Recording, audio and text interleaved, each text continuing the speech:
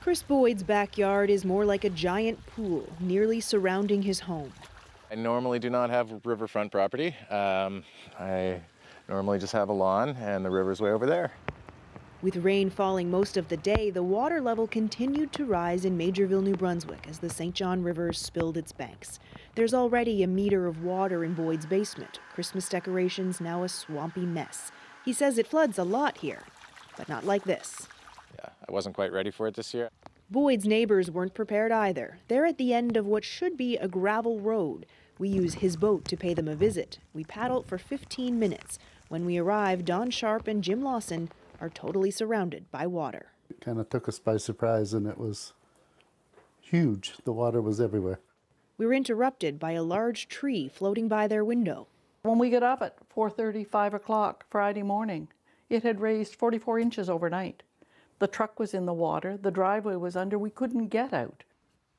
She's been here for 25 years and has been detailing the flood watch ever since. 2008, it was up to 133, 135 on my marker.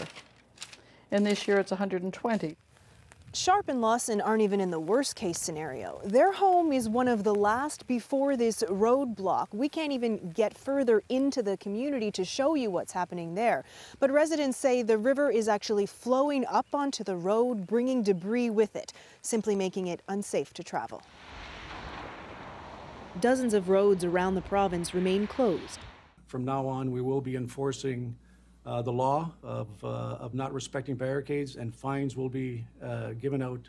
Back in Majorville, Don Sharp and Jim Lawson are staying put for now, waiting for the rain to let up so they can go get groceries in a canoe. Kayla Hounsel, CBC News, Majorville, New Brunswick.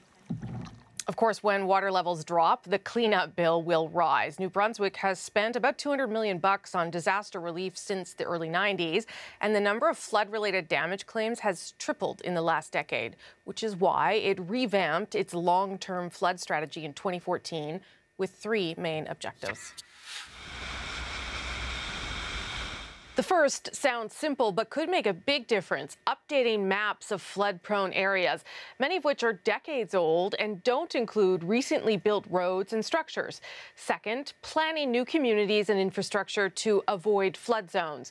Building around the riskiest areas will hopefully save money and possibly lives down the road. The third is adaptation, flood-proofing homes and buildings as much as possible, and informing people who live in flood zones about what they need to do to get prepared.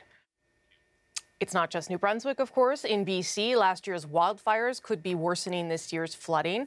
Emergency officials say the loss of forest is allowing runoff to flow more easily into rivers and streams in the interior. New evacuation orders were issued over there over the weekend, west of Quesnel.